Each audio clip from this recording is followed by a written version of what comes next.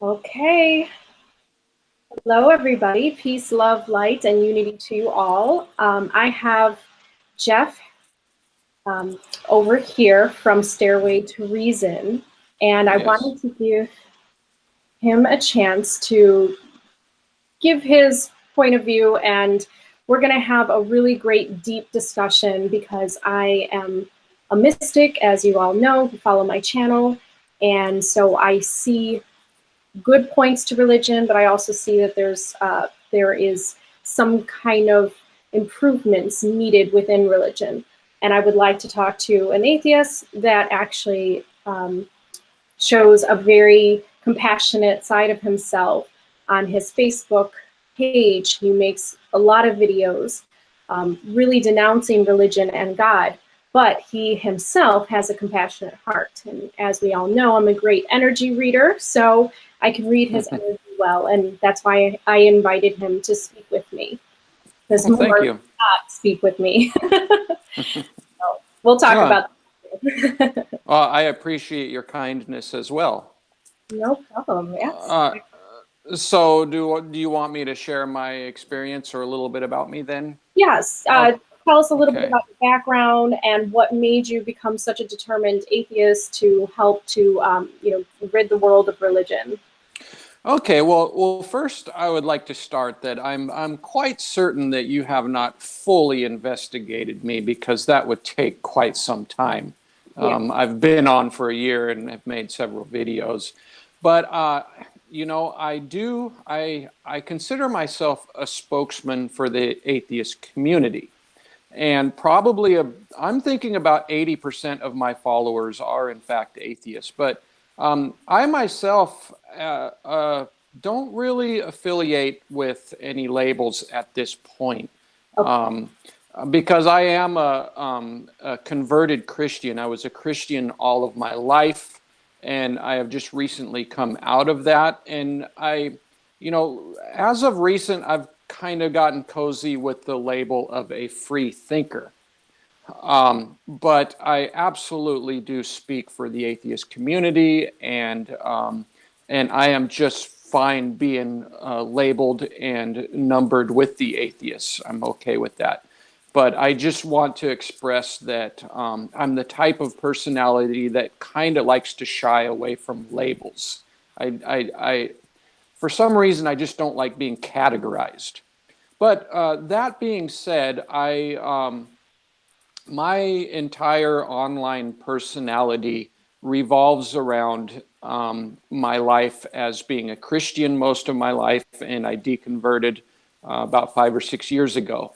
And I share that experience of losing my religion with my audience, and people have been quite fond of me. So, here I am being interviewed by folks like you, and it's been an interesting ride, but that's kind of what it is.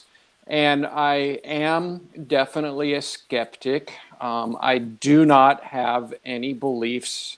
I do not know if there is a God. If there is one, I do not know of it. It sure seems to me like there is no God. So that is my experience. And I started a page about a year ago. A year later, we're at like 16,000 followers, and we're reaching a lot of people. I reached, I think it was in January, maybe December of last year or January of this year. I think we reached almost 500,000 people. So yeah, I'm getting a lot of messages from people around the world, from like Africa and India, and people thanking me for my videos, because I really am in tune with the Christian community. And for some reason, I seem to know what they need to hear. And so my page is basically about Christianity, and that sums up me, my page, and my experience. Okay.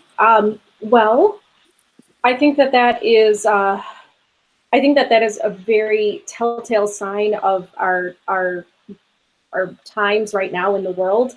A lot of people are finding that religion as an organization itself doesn't really hold all of the keys to enlightenment and really bringing the happiness that people are looking for and searching for within.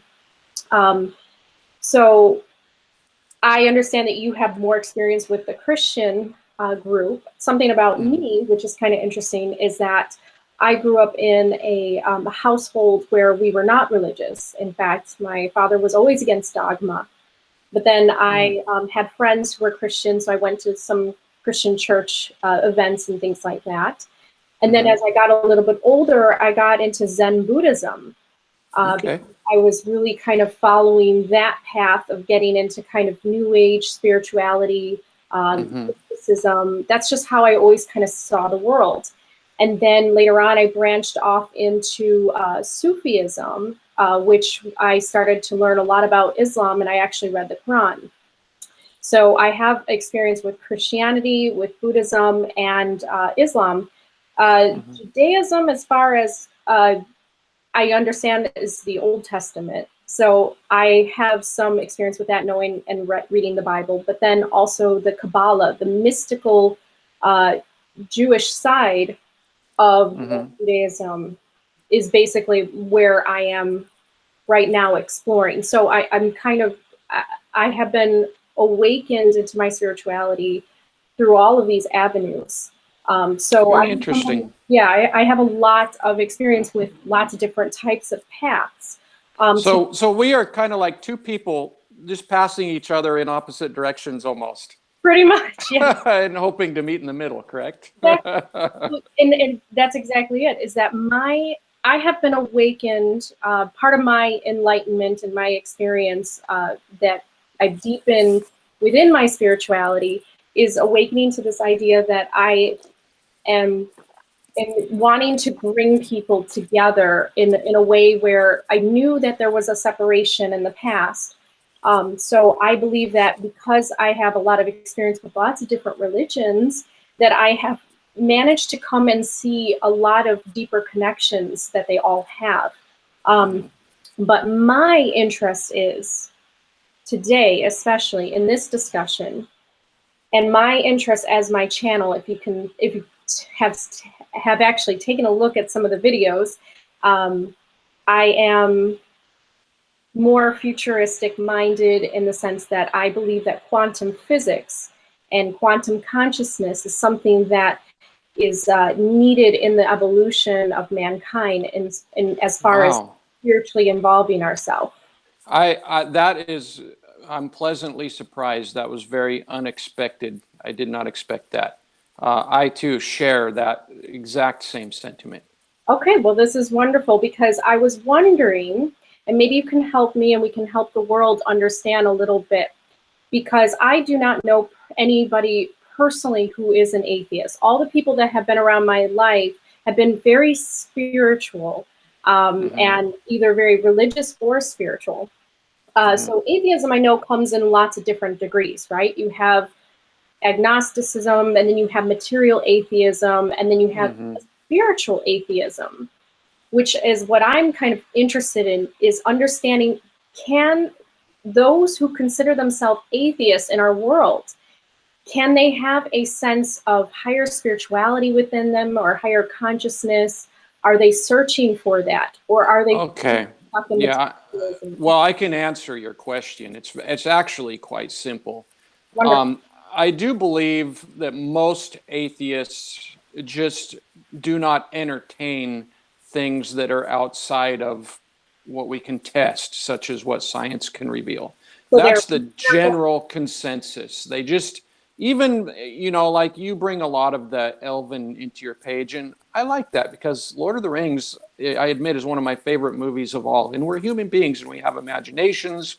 We gravitate towards things that excite us, and I love art and I love imaginations. It doesn't scare me away from you at all as somebody who speaks for the atheism.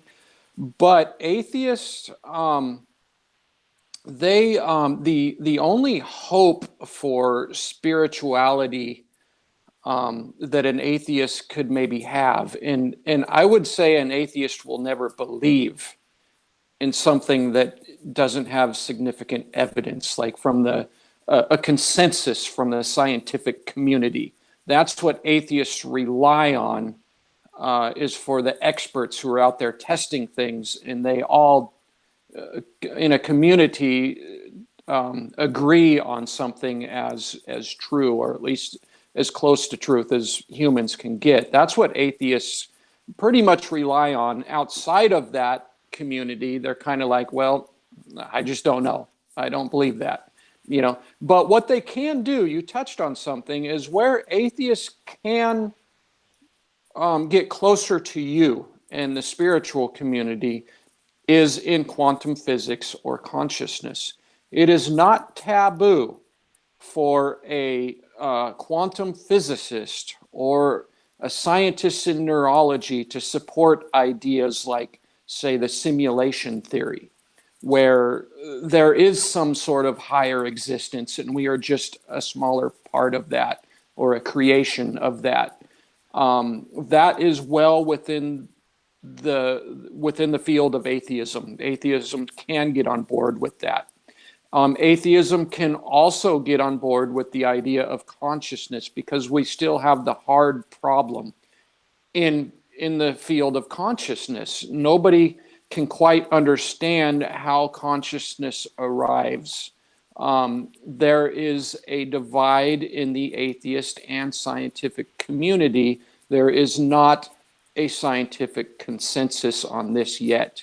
So that leaves the atheist community with some imagination. There's an allowance of imagination. It's okay to do a little bit of what if. What if there is something more? What if consciousness does come from somewhere else? Or what if it is all? What if mind comes before matter? And so I once posted on my page with a dominant atheist audience. I did a poll. I said, mind before matter or matter before mind. And I was shocked to find out that about 40% of my audience believed mind was before matter. So that is the place in quantum physics and in neurology where you can start to make a connection with the atheist community. I want to show you a book that I highly recommend atheists read then. It's called God is Not Dead by Amit Wassami, who's actually a PhD. He's a quantum physicist. Mm-hmm. And his argument is that the God that we think of within the religious texts mm-hmm. is really just a symbolism for quantum consciousness.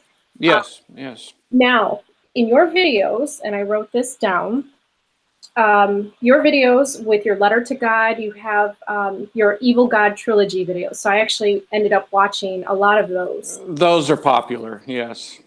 So I wanted to watch those, and I watched your letter to God, your free will, your child killer, misogyny. Oh, wow. These are videos, oh yes, I wanted to get a good, insight to you. And, the whole thing is that these videos kind of does what Morgue does, where he brings forth a version, like a verse in one of the books that is, yes, it's pretty violent. And when I read the Bible, when I read the Quran, when I read even the Vedic texts, of Hinduism, when I read any of those religious books, what I have been able to do as a mystic, and I consider myself a mystic because I've never been part of religion. I've been kind of on the outside of it, looking inward and seeing some of the bigger pictures that kind of connect things together. And Amit Wassami said that quantum physics will have the actual opportunity to actually bridge atheism and theism together. And I do believe that as kind of a future-orientated soul, I absolutely do believe that is kind of the direction that we need to go. And what we let me inject one thing. There is one thing that is kind of like a wall that stands between that divide, okay. And that is the term God of the gaps. What a lot of atheists will say is that, well, once we get into quantum physics, and yes, it is possible, we just don't know yet. But about probably 50 to 80% of your atheists will say, but still what you're doing is just saying, well, we don't know, so it's God. And but I am saying that that is where you will find more connection and open-mindedness within the atheist community, is within that book that you just presented. Well, what if instead of saying God of the gaps, which is an argument that people have talked about, what if we talk about God is everywhere, is everything, is you, me, and everything? You know, the whole thing about mind making matter is that God symbolizes the higher consciousness within all human beings. That it's like a frequency. The Hinduists actually call it the godhood. That when we focus on godly attributes and traits within ourselves, we actually reach the godhood state. And so is that something that we could see and go back into these books and see, well, what comes from the personal ego that's not in that higher frequency of tuning into the godhood? But then we have verses, incredible wisdom within some of the, I have a couple if you want me to read them to you, incredible verses that seem like they tune into something higher. Because I know that you focused on some of the, you know, the more negative, violent verses, but there are some verses that, I mean, are you aware of that? And are atheists, how do you, I guess, explain away some of the very higher wisdom within the books, which I believe is an example of kind of God playing hide and seek within itself. And so you have the ego and then you have the super consciousness. And when someone's channeling a message and they're writing down a message that they say, you know, they want to help their humans in their community, half of it comes from their personal ego because it's coming through the filter of their mind and their perspective. But then there's another part that kind of taps into universal truth and truisms like love. And here's another one from Corinthians 12. There are different kinds of gifts, but the same Spirit distributes them. There are different kinds of service, but the same Lord. There are different kinds of working, but in all of them and in every one, it is the same God at work. So this kind of suggests that there's the idea of the Holy Spirit, that there's a consciousness within everyone, and really humans are just vehicles. We're just physical vehicles and vessels. Well, I think that what you're seeing is just very, very simple. We are products of this earth. We are earthlings with every other life form. We're just products of this earth. And from my testimony of being an earthling, earth is both heaven and hell. It is good and bad. Life is hard and good. Sometimes it's a nightmare. Sometimes it's a heaven. And I think that reflects in all of our books. I think so too. I think so too. So atheists can recognize some of the higher wisdom within the books. Sure. So why do some atheists throw out the baby with the bathwater, though? I mean, it's almost like getting rid of all of religion versus why don't we rework our spirituality? That's what I'm concerned about. Okay, I think what I might be able to help you here is I think atheism is concerned that religion retards advancement. I think that the atheist community has this fear that religion, in all religion, if it propagates, if it spreads, if it gets big and powerful, that it will slow down biology, it will slow down computer science, it will slow down quantum physics, it'll slow down neurology. Religion has a tendency to put a halt to these kind of things. So I agree, because I have gotten, you know, as a mystic, I have been fighting against very traditional Christians, Muslims, you know, those that have a very narrow set viewpoint of their religion, and they think that my idea and understanding about higher consciousness and things like that is wrong. So they think it's like evil, and I'm practicing magic like that. So I totally understand what you're saying, because there is a type of limitation. But wouldn't you say that they are humans that are listening to the wrong type of leaders within religion? And maybe religion just hasn't had really the best type of leaders as examples, maybe. Yeah, and there's also fear from the atheist community because when the fear comes from the bigger religions like Islam and Christianity, which affects our political systems, which affects our global relations with our neighbors. And when a religion like Christianity gets powerful, it gets scary for many people. So there's, in the atheist community, there's kind of a fear of religion, and that's why we cherry pick the evil parts from the Bible, because we want to knock that giant down, get that giant out of our political systems, get that giant out of our schools, and advance science. Now, a spiritualism like yours does not bother me. It doesn't scare me. It doesn't bother me. I often tell the people on my page, I love Native American Indians. I would happily do a powwow dance and pray to the eagle god, and I would just love to do all that. I love the culture. I love the feeling. Spiritualism doesn't scare me. I embrace it. I'm fine. I like to carry hope as an atheist person. I love hope. I don't want to die. I hope for a continuance of life. And I find that hope. I don't find belief.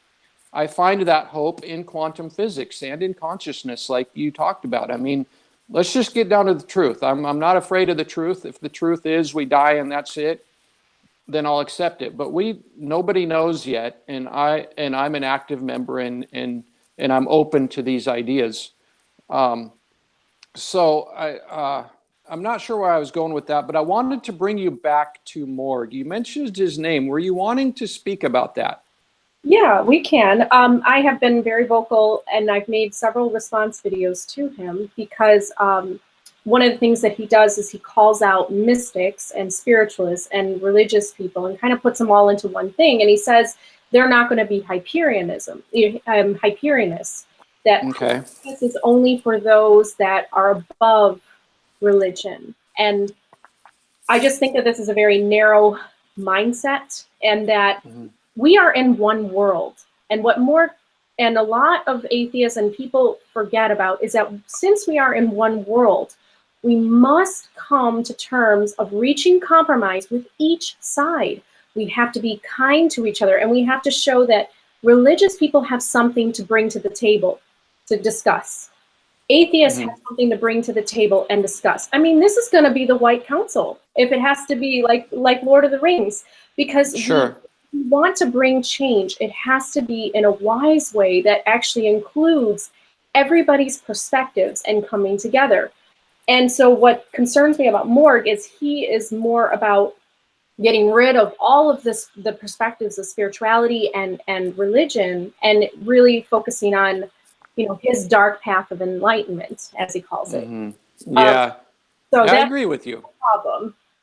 I don't think we get any kind of peace with that. And so a lot of his videos are kind of double speak, because he's talking about peace and love, but at the same time, he has a lot of people who follow him who are starting to put the emojis. I don't know if you've seen it all over the internet, but with a church symbol and fire, and that is rousing.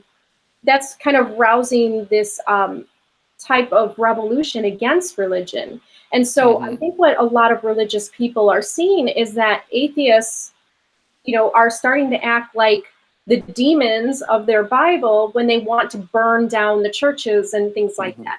So what we have to do is we have to almost show the religious people that there's nothing to fear, that atheists are actually trying to reach a peaceful world as well. Yes, absolutely, we are. That's exactly what we have to do, and that's what I'm really interested in doing on my channel, is bringing people together in that way. Yeah, atheists want a better world. They want a better world for their children. They love people and their children just as much as spiritual people do. So we all share that in common. I'm wondering, is Morgue an atheist?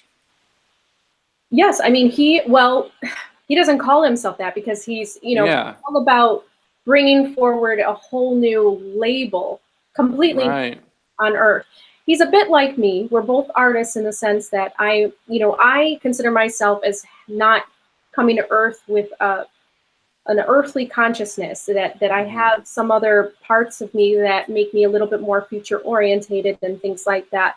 And so I'm an artist in bringing forth the elven wisdom and nature wisdom and things like that.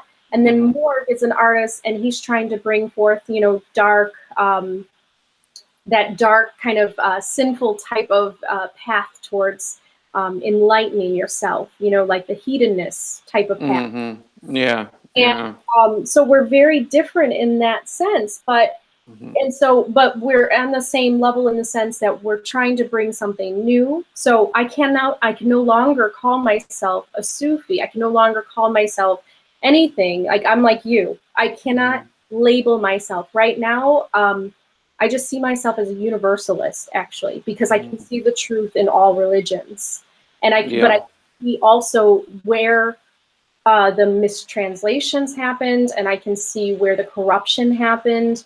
I mean, no doubt in my mind, and I have a couple of videos that talk about this, that the 144,000, like those types of details within those books are really set to divide humanity from each other. And so kind of need to see that and recognize that. So a lot of discernment needs to happen within the books. But yes, back to Morgue, I don't know if he labels himself as that, but he had a video earlier on which said that he grew up in a Christian household and basically just, I guess, became atheist in that. But he then had a video that says the Illuminati had given him ways of basically the Illuminati took him in, and they gave him some type of I guess ritual and things like that to embody the archetype of Lucifer. And so this whole thing about bringing religion down to its knees, Morgue is trying to embody that. So it's a very different branch of atheism. It's it's a lot more volatile, I would feel. Well, I agree with you on many points here. What I would wish is that spiritual people were not afraid of atheism. And I like what you're doing in the sense that you're trying to build a communion, perhaps with everybody, which is good. I think it's nearly impossible to build a communion with Christians or Islam. They're in such a box that there's no wiggling them out of it. Well, I say, because I've been in the community of Muslims, so I can tell you. And I also had a channel. You might want to take a look at it one day, and I can give you the link. But I had a channel that was talking about higher consciousness within Islam. Like, I actually made a video about the 7 chakras within Islam and things like that. So I was bringing forth this kind of mysticism within Islam. And I started to see that a lot of young Muslims that are not attached to the culture identity, they were very open-minded. What happens, and my husband, he's actually, he grew up in a Muslim family as well, but he's very, what you would call a moderate. And so he said the same thing, that it's the older Muslim people that are kind of holding things to their tradition. Right. And what happens within the Quran is that if you focus on just 600 AD when the Quran was written, you're going to hold on to those values of the archaic times back then. But there is lots of wisdom within it about higher consciousness. So if you can focus on some of the other verses that are not attached to any kind of culture, and therefore, kind of like universalisms, they're for everything, for give charity, that kind of thing. I have a verse. In my opinion, I think we need to throw the books in the trash. And that's just my opinion. I cannot waver on that. I think what you're doing, your spiritualism is fine. Your spiritualism does not scare me. I know that we cannot get rid of spiritualism. We are human beings. We're creative. We're imaginative. I grew up, one of my favorite artists was Stevie Nicks. I grew up with that gypsy witch image, the candles, the night bird, all of these things. And it's a culture that I love. I love seeing it. I love hearing it. I love being around people that are witchy. I have no problem with these things. I am the type of person who has a great divide with the Abrahamic God in those three faiths. I really believe they are toxic. I do not believe your spiritualism is toxic. Those books, the Quran and the Holy Bible, for me, I've studied the Bible at least, and I believe they just need to be thrown in the trash, and they need to start over and do what you're doing or something. Well, let me give you some, I mean, dose of reality. We won't be able to throw them in the trash, but what else can we do to get people? Education. Do what I'm doing. I mean, That's it. thing. That's all we can do. Um, I don't, any book that teaches people to stone people to death or to kill children, I'm sorry, it doesn't deserve to exist. It just needs to be gone. And the best way we can do that is through education, most likely. And we do need a tolerance. And I don't want spiritual people to be afraid of atheists. We do need to have a certain tolerance level for people who want to be spiritual. That is a part of the human experience. And even I, to some degree, enjoy spiritualism. It's imaginative. It's kind of fun. It's got a lot of culture inherent in it. But the one thing that I hope that spirituality never does become, which it seems like Morgue is kind of a prime candidate, is this idea that we need to proselytize and convert the entire planet to us. That worries me. Good. I'm glad you said that, because I believe in balance, and so that doesn't seem like it would be balanced at all. Right. I mean, what would it be like if the entire planet was Christian? If they got their wish and they proselytized and everybody became a Christian? I'm sure you could begin to imagine the atrocities that would come out of that. First thing that would happen is gays would be starting to be put to death, and anybody who believed any doctrine outside of the majority would be burned to death on stakes. I mean, it could get awful. But are those people really Christian? Because we do have some Christians that say, well, yes, that's not Christianity to stone and to burn, and so it's kind of taking the context, the meaning out of context in a sense. Well, what you have is moderate Christians because we're living in a moderate world. But when you have a Christian takeover and the entire world becomes Christian, well, then the mentality changes. You don't have any more moderates. Everybody believes gays need to be killed. You have one person at the head of the church who says we need to kill all gays and burn witches. And these kind of things start to happen because we see it happen all the time in areas. Just turn back the clock to 500 years ago in Europe. I mean, if you had red hair, you were burned to death because you were a daughter of the devil. And that is what religion does, especially when it begins to dominate. Religion, power corrupts, right? Religion is not a democracy. It can turn very ugly very quick. I wanted to read, what do you think about if the world was all atheists, though? Well, I think it'd be a better place to live, in my opinion, but I don't think humanity's never seen that. So it would be hard to say. It really would be hard to say. But I think if the entire world was atheist, I think that we would advance in our sciences much quicker. And I don't think we would love our neighbors less. I honestly don't. So what about if we had smarter people, like I said, who could teach people about religion in a new light? Because I just don't think, like you said, I mean, the practicality is that the whole world will not be Christian. The whole world will not be atheist, will not be spiritualist. It has in the past almost been, but luckily it never has. Yeah, I mean, it won't. I mean, because, diversity is the spark of life. And only on the far distant remote planets could I envision a whole species that would have one particular spirituality, but that would be yes, agreed. They'd have to have a hive mind consciousness, which they wouldn't have individuality at all. Or they would, but it would be they would live very, very closely in almost connection to each other's minds and thoughts, which I believe that, if humanity could evolve, eventually they could get to that stage. But that is, Yeah, we may. That's about maybe a couple more thousand years from now, maybe even longer than that. I can't disagree with you on that. Yeah, who knows? It very well may be like that, where our knowledge of existence becomes more unified and more unified over time, and eventually we get to a state of which you're talking about.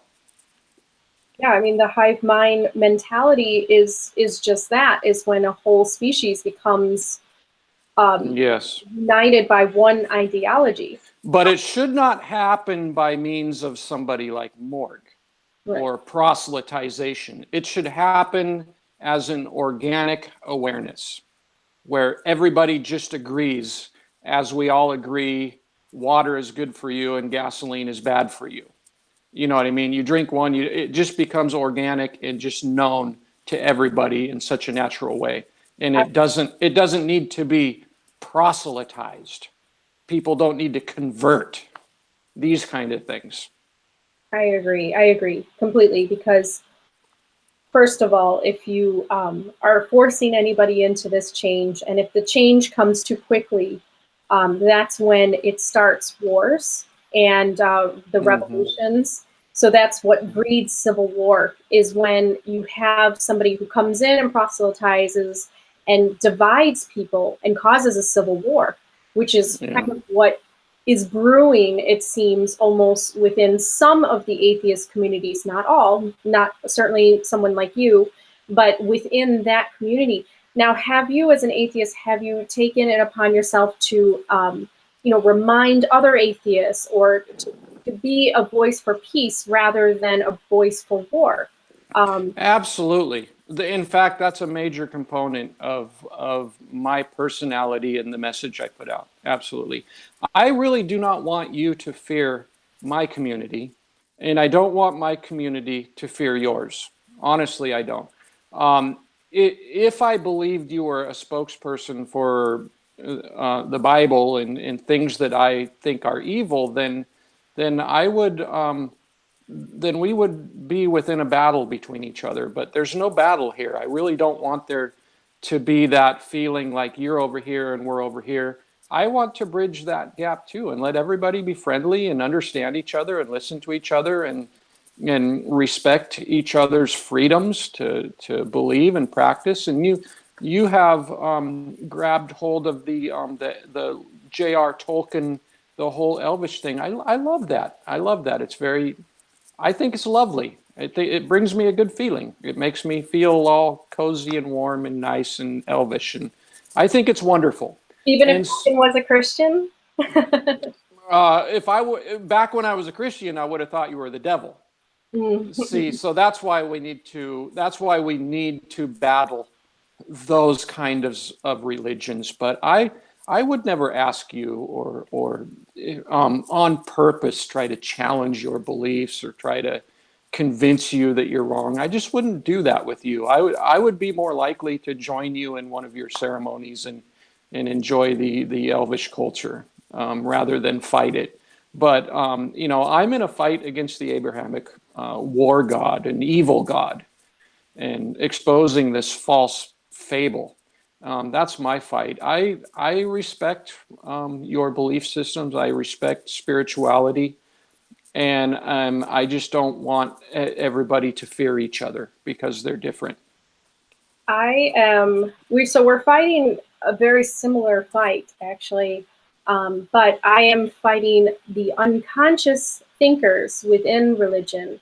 I am against the patriarchy, the imams, and the types of Christian pastors and priests and things like that try to teach division and try to teach heaven and hell. Yeah, and their religion is exclusive to. Yeah, you're going here and you're going here, right? Yeah, so I am very much against. So what I wanted to do with my other channel, and I had a lot of great success within it, and it's still growing. The thing is that I ran up against those who were traditional Muslims. And so they were very much against, they're like, why aren't you wearing your hijab? Why aren't you doing this? Why aren't you doing this? It's that type of ritualistic. So I am fighting the same fight as you, as far as trying to shine a light on the unconsciousness of those who hide behind religion and then sit there in their authoritative places and say, I have the right interpretation. Whereas I have my master's degree in education. I'm very good at context and understanding.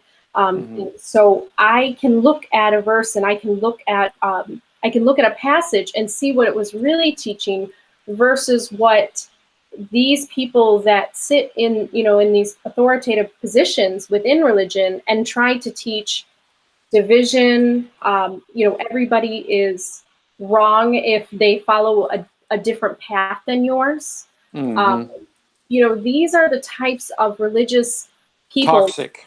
Yeah, they hide behind religion and they get their degrees in theology and they become a spokesperson for others, but yet they don't have the real understanding. And the reason I know that is because they argue amongst themselves. Well, and it's not objective truth and reality. They're coming from it in the sense that they're not seeing the interconnection. And so what I wanted to do with religion and to show is that, all of these books, first we had the Vedic texts, first we had the Rig Vedas. Those are the oldest religious books that we have so far. Sumerian tablets and things like that you can go back to, but the Vedic text, the Hinduism religion, and then we had Judaism, and then we had Christianity, and then we had Islam. And all those books are a continuation of one story. Now, the interesting thing is, Jeff, I would say just because you may get an interesting perspective if you read the Quran. I have a verse here. A lot of the verses are actually to chastise the Christian leaders for lying to the people. So Quran in 240, line 44, 600 years after Jesus, it said, "Do you order righteousness of the people and forget yourselves while you recite the scripture? Then will you not reason?" So a lot of the problem within the religious people before in Christianity and the manipulation and the corruption. So that's where Muslims are coming from, is that they believe that the Quran is a way to fix the mistakes and kind of the problems within the Bible. But the problem is that the Quran, it was written in a time where it was, the way that women were treated was a normal thing. Also, war was a very normal way of life. And so all of these things that are really attached to culture identity is actually within those books. Right. And so that is the problem. And what I would like to do with religion and what I have done is just to show the difference between, if we can get rid of culture and ego identity within religion, we may be able to get to the higher truths. The messages such as the kingdom of heaven is within. The Corinthian message here of, here's another great one of, where is it? I just wrote it down here. Well, I appreciate your patience and your tolerance for the Quran and the Bible. I unfortunately have lost that myself. I completely find the concept of there is a hell, and if you don't believe in this God, you're going to it. I find that not only to be intelligently void, it's an intellectually void concept, but it's also quite rude, evil, violent, gruesome, and just not acceptable in any way. And so when you have a doctrine that speaks of If you do not join us and believe us, you're going to hell. That is just poison in humanity. And if enough people believe that, that's going to create division and war. And I agree. I totally agree, because I do see how some people latch on to that idea, and they have it. I mean, they condemn people on YouTube all the time. There's comments like "you're going to hell" and all these kinds of. yeah, what is wrong with these people? Are Christians cold-hearted deep down? I, Aren't they? How can you even tell somebody they're going to go to hell and not feel like an ass? I mean, it's not in it. I don't function that way. I've never said that to anybody, but I just believe Right. that maybe they feel that they're doing some kind of service to you by scaring you and trying to Right. soul. I think, What bothers yeah. what bothers me and what I'm trying to say is they seem comfortable with it. They seem okay with people going to get tortured in hell. I mean, I don't get it. Subconsciously, I think these religions are making people cold. Well, I Uh, do believe in hell, but I believe it is a state of mind. I believe, like, if you're a serial killer here, what ends yeah, up yeah, happening is your consciousness goes on and you experience kind of the same kind of pain given back to you, or you yeah, experience some, because your consciousness leaves from this earth and you have this guilty conscience on you. And we're all from a pure source. I mean, I know there's yes. evidence to tell you. That's a very different kind of hell, though, than what the Abrahamic faiths are talking about, right? Because the Abrahamic faiths are simply if you don't believe, you're going to hell, even if you were a saint. So what you're talking about, I agree with you. I've experienced hell myself. Mhm.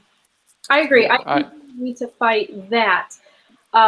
So I don't know. Do you know anything about the Palladians at all?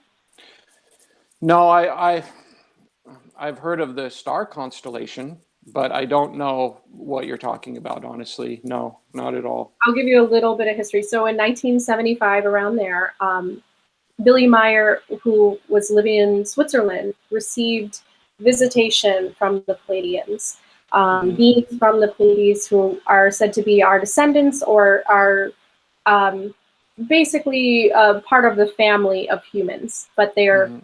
future humans. I mean, they've been around for much longer. And Mhm. so what they were trying to do was to help humanity evolve.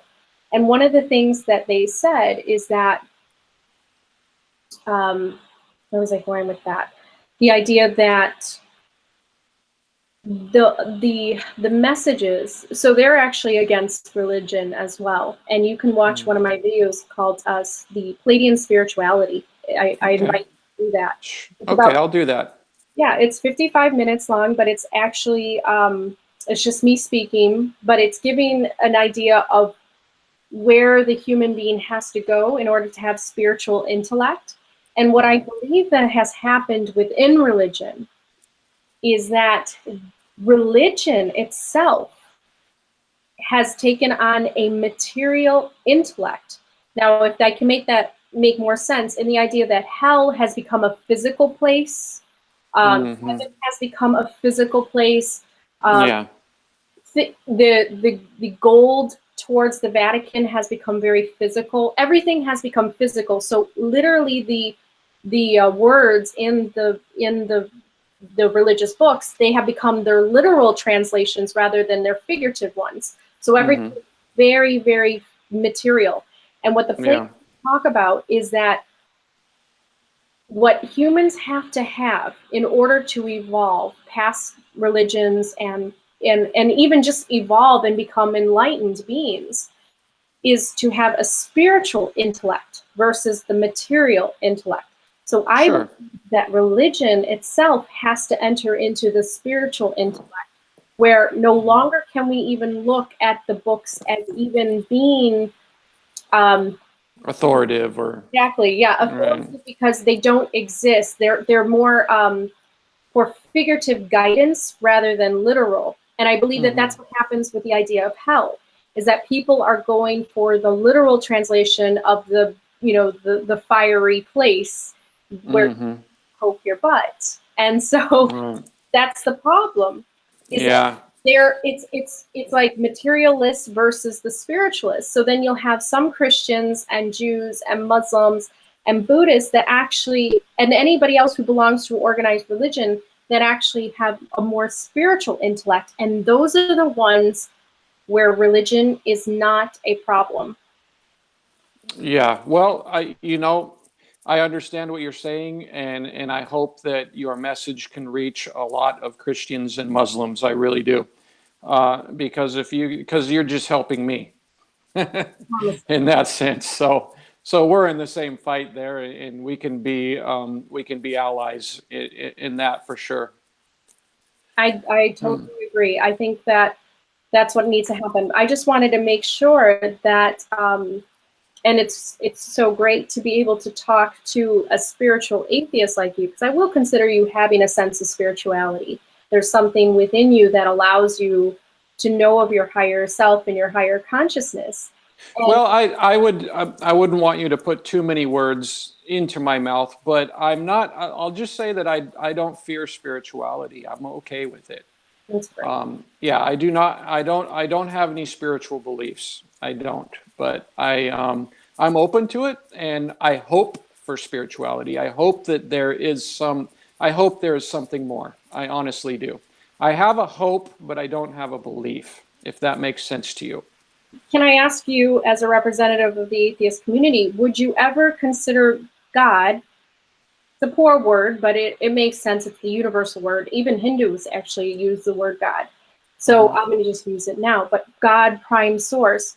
Is there ever a chance of atheists understanding and kind of coming together and understanding that that is actually just a word for the collective consciousness when we're all in alignment together as one and we're all in harmony and in peace? I think so. I think if you refer to God as being the universe, then I think atheists are going to be much more cozy with the word. Right now, the word still is dominated by this Abrahamic God figure.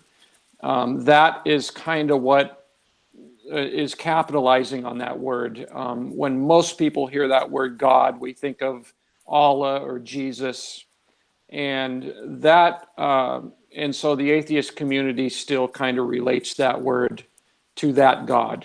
I think if we can begin to erase that, then atheists can start to embrace the word God a little more easily. Once that word starts to begin meaning something we don't know, or the universe at large, if that is what the predominant meaning of that word held, I think atheists would become very comfortable with it. It's good to know, because some atheists that I have spoken to, they're very much against the idea that the universe would even have a consciousness and things like that. So it's good to know that there are some that could see the collective consciousness, the idea of mind before matter, that we could come together in that. Can I read you something from the Omid Goswami God is Not Dead book really quick? Certainly.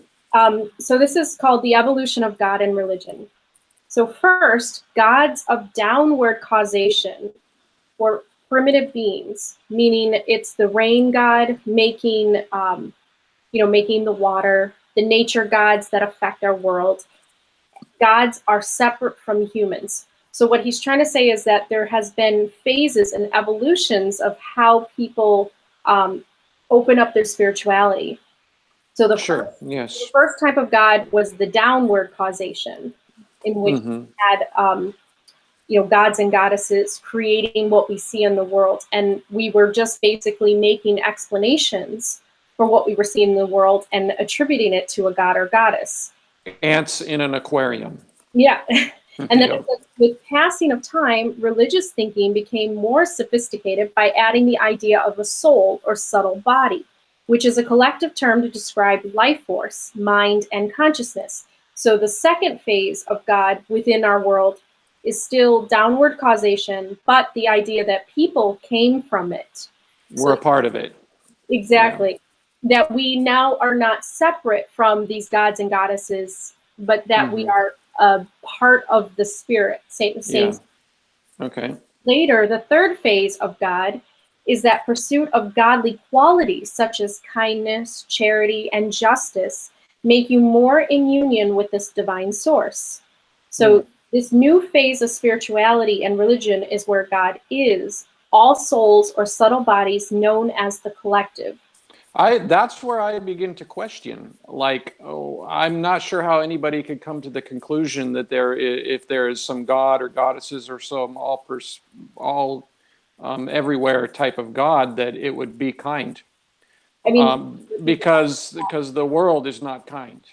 There's definitely a lot of evil. So if there is some sort of God in which you speak, I'm not sure that I would attribute kindness to that God. well, what I have come to, so what my channel is a lot about is because I myself once was living my life from unconscious states of being, meaning that I was kind of reacting from the reptilian mind, and I was only reacting emotionally, and I wasn't really thinking higher from the neocortex. So my channel is all about actually bringing people into out of their unconscious states of being into their conscious states of being, which actually gets them more in union with the godly qualities of kindness, charity, you know, those kinds of.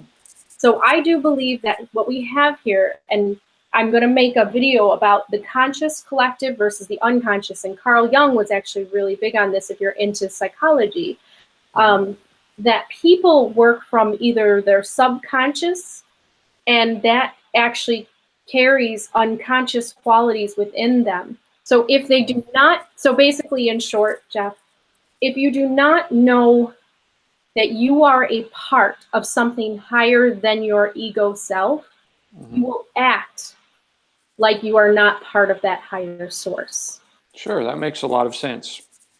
That's what I am starting to see within the world, and why we have such a division between, you know, those who do good acts and kind acts versus those who do evil acts. The people who do evil acts, they're just unconscious of that part of themselves, and they also have been hurt in their past. They haven't done the work to heal, and they haven't done that work to really reflect and to get to that frequency of that godhood state that I was talking about before. Yeah, part of my mission is working hard to try to elevate people into kindness and goodness in that higher consciousness that you're speaking of, in a sense, because I believe that violent people are very real on this planet, and I know for a fact that there are people that love violence. Luckily, it's not the majority of humans. I mean, we can be thankful of that, but there is a minority of humans that love violence, and I don't know if that is a genetic trait that is carried into us from a slow evolution towards us becoming more wise and gentle creatures. Because if you look at the animal and even the plant life on this planet, they are very fierce. They are very competitive. In my backyard, I have an organic forest, but it's being taken over by blackberry bushes. I mean, they are just coming in and destroying everything. And I kind of like blackberries, but I'd kind of like to keep my native plants around, and they're just disappearing quickly. And so it seems to be, excuse me. Well, humans it seems to be inherent, but it seems like maybe there's an evolution of humanity occurring to where we're getting out of that, where we are kind of separating ourselves from our environment. And as we get more higher conscious developed, we're beginning to realize, wow, that is really bad. That hurts people, that hurts things. And, you know, we may be the only species on this planet that has reached that level of consciousness. And I think it's happened just within the last few hundred years. I mean, you roll the time back 300 years ago, here where I live, we were hanging people in public square, little kids running around watching. No, I actually do see the evolution of mankind. I do see it. Yeah. Yeah. Oh, yeah. It's very clear. It's very. But so what I'm saying is there's still a certain amount of humans that haven't developed yet or haven't evolved yet. So they're still very violent. They still want to see blood. They still want to see heads getting chopped off. They still want to stone people to death. They actually like it. They enjoy it. But luckily, they're very few compared to the majority. The majority of us get ill when we see these kind of things. Yes, and if you're talking about ISIS and all of those, actually Muslims have divorced themselves from those groups. because those groups are not educated. They're full of really young, uneducated people, and And they're violent. They live in squalor, and they're angry. They're very angry at America for being on their land. I mean, let's face it, the whole military power of America has not been so great to other countries. So America, well, that to me that has no relation to their lust for violence. I don't care if you're in poverty or if you're upset. If you enjoy watching somebody being stoned to death, if that excites you, there's something wrong with your head. There's something, maybe it's genetics. I don't know what it is, but no, it's just there are people who struggle in poverty and struggle in life and have hardships, but they don't enjoy the sight of violence. they're unable to control their anger. I agree. I mean, they're not evolved to that point. Right. And so we need to somehow get higher consciousness, education into those areas that still live, in that type of archaic, type of tribalistic mindset. So I really do hope that is happening. And I believe that it's going to happen organically. Like, I mean, we can go back to that whole idea about evolution organic, but there's a mental, there's a spiritual evolution that is taking place. For example, Malala, the young Muslim woman who has been kind of a voice for the peaceful Muslims and really coming out with that.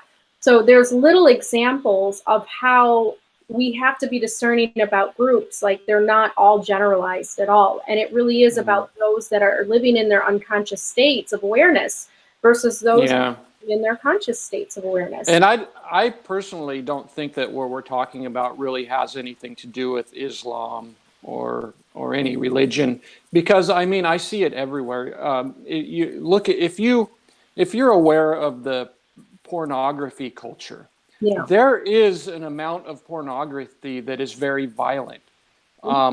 Where there's a desire, people are going to cater to it. So in the pornography culture, I've noticed as I've aged, when I was a young boy, it was Playboy magazine and Hustler, and there was nothing violent. Women were naked, but it wasn't disrespectful. They weren't being choked. They weren't being hit. They weren't being hog-tied. And I've noticed this progression. And what is happening is there's a certain amount of the human society that is violent. There are people that want to rape. There are people that want to inflict violence on others because they love it. This has nothing to do with religion. It could be a Christian. There are Christians who are violent. It has something to do with the species. There's still a certain amount of our species that craves violence, that enjoy inflicting violence upon others. And you see it popping up all around our world with no religious affiliation. That's true. This is something that we need to battle as human beings. We need to squash it. We need to look for the signs when people are young. We need to recognize it, expose it, call it out, and do whatever we can to eliminate that from our gene pool or whatever it is, so that our next generation has less violent people to deal with. I agree. Carl Jung, he actually spoke about how the shadow self actually is the saurian tail of mankind. So, and saurian is, dinosaurs, reptilian-like. So when you say that there's still, it almost seems like there's a group of humans that still have not evolved yet. I mean, very much going into the idea of the reptilian brain, and it might even get into the idea of different genetics and different types of pathways of evolution. I mean, are we? Yeah, and I just don't know. Yes. Maybe we're seeing vision right now happening. It would be very interesting to see, what would this world look like, 50 years from now. But I agree. I'm actually truly horrified at some of the snuff films and things like that. I mean, those are things that I just kind of came into my experience. Like, I didn't know that would even exist on Earth, but there are people that do get off of that stuff. And so, Morgue, I don't think he's as violent as that, but he definitely is. No, no, I wouldn't think so. Yeah, but I like Morgue. Honestly, I do. And I follow him. I do like him. But he is into pain and things like that. So it is But kind I have concerns like you do. Yes, I have concerns about him growing and getting big. I have concerns about that. That's great. I'm glad we can work as a team then to make sure. Yeah. Yeah. When something becomes cult-like and when words start going out, let's change the world, and all these revolutionary ideas, there's usually a cause for concern. Mm-hmm. No, and I made some videos kind of, a response to that, like, oh, I'm going to change the world. I'm going to make everybody elves and fairies, so Yeah. I'm trying to counteract that. But of course, I'm not going to be a tyrant. I know that not everybody is going to want to express themselves as, elves and fairies and Yeah, if you get 100,000 people following you and joining you and loving you, more power to you. I think that's absolutely wonderful. You don't have these books that are thousands of years old that you're not going to convert the entire planet. You can have your happy family and your culture and your beliefs just fine. mm-hmm. Yeah. But being somebody like Morgue, who has the potential to accumulate millions of people, that starts to concern me because now you have this totem pole where there's this leader, and I just believe in democracy. I really do. I don't. When spirituality gets huge and there's like a spokesman or a group of leaders, I'm sorry, that can get scary. Happened in the past. I think that's Yeah. exactly what happened with religion. We always have those types of leaders that corrupt everything. Now, Yeah. what do you think about the Illuminati? Because Morgue is actually saying in a lot of his videos that he's part of it and that they are. I just don't know what that word means anymore. I just don't know what it means. I think it's like the Masons or the Knights of the Templar or the Illuminati. I mean, Skull and Bones, all these private groups. I just think I think mostly it's just a bunch of hogwash. It reminds me of when I was a kid and I had a tree fort, and none of the other kids could come in unless they knew the secret knock, right? That's inherent in humans. We like this idea of secrecy and having these little clubs. I think that's all that it is. If there's something more to it, if there's some Illuminati that holds secret knowledge that none of the rest of us have, who am I to say it's not real? But I see no evidence of it, honestly. I just think it's just the adult version of a private treehouse.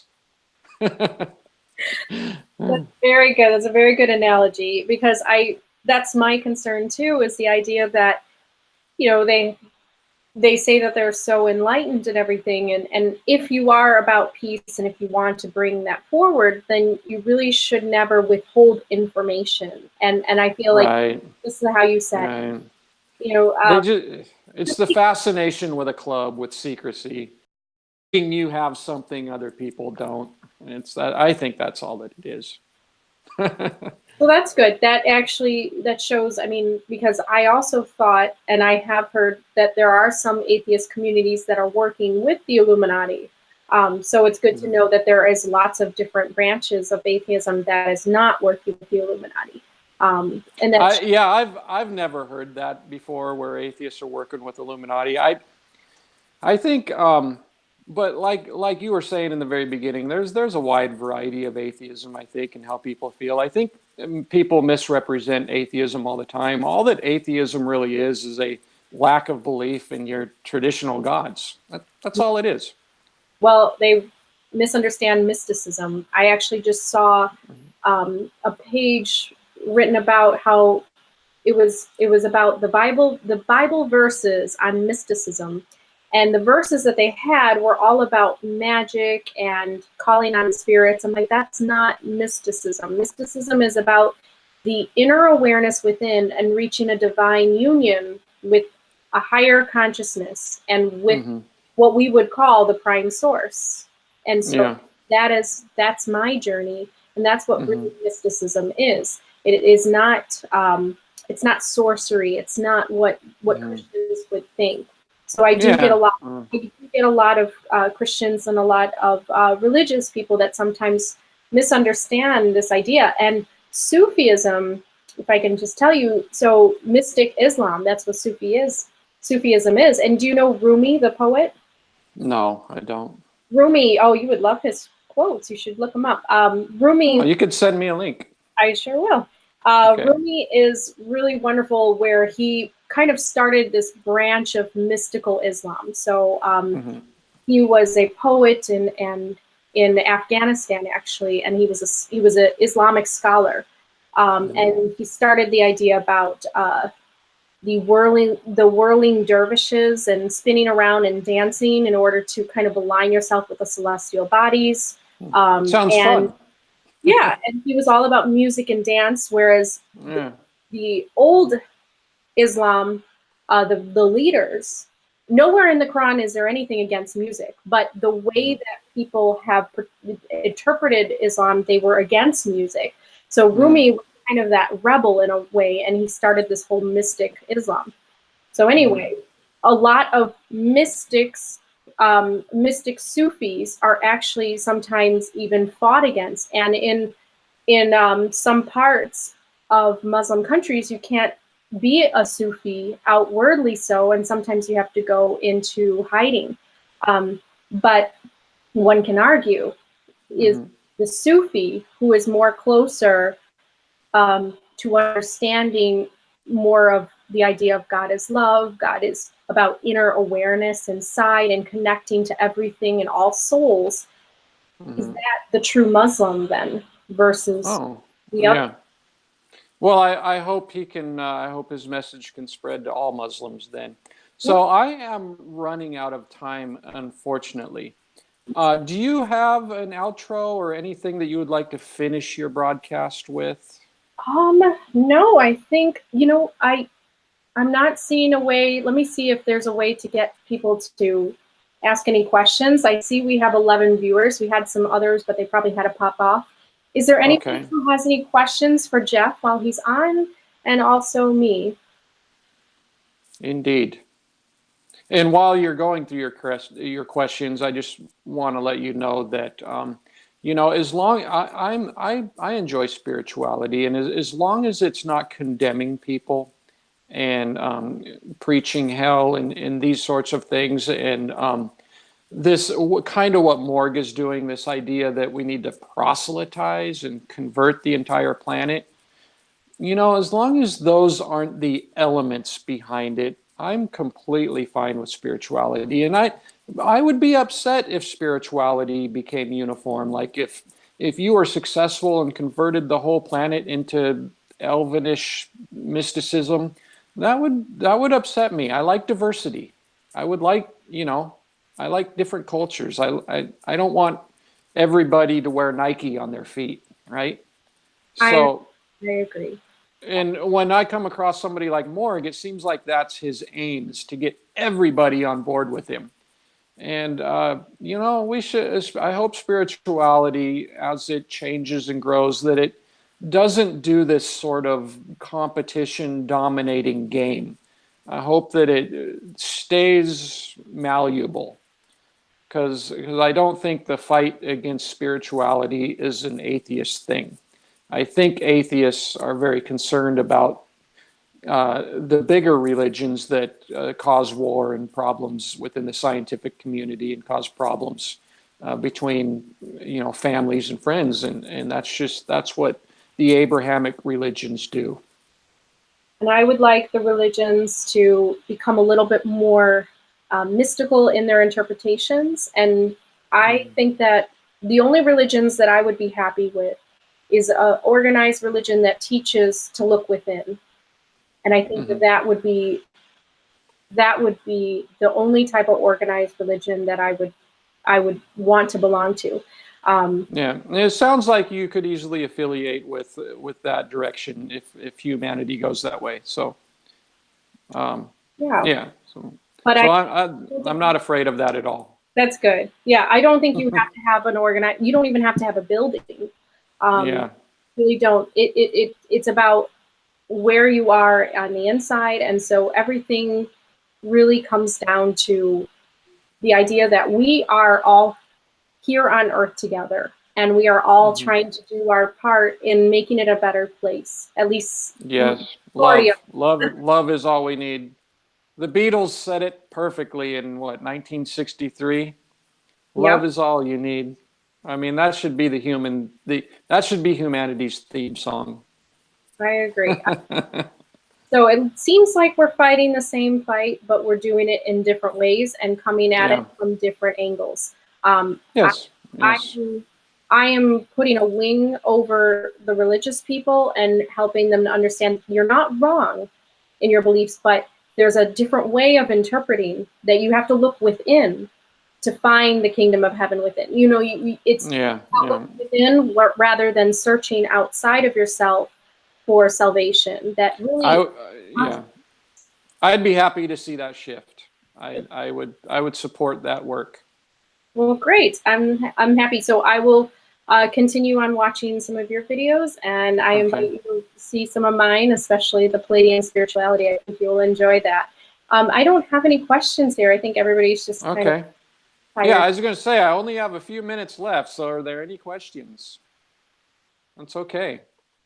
If there's no questions, then we've done a fantastic job of expressing our views and opinions. Nice. Good. Okay. Well, you take care, and thank you so much for having a polite discussion with me. Oh, you're very welcome. And as Thank you. the Elvish way of saying namarie, which means farewell. How do I say it? Say it Namarie. again. Namarie. Namarie. Okay, Namarie, everybody. Bye-bye. Bye bye.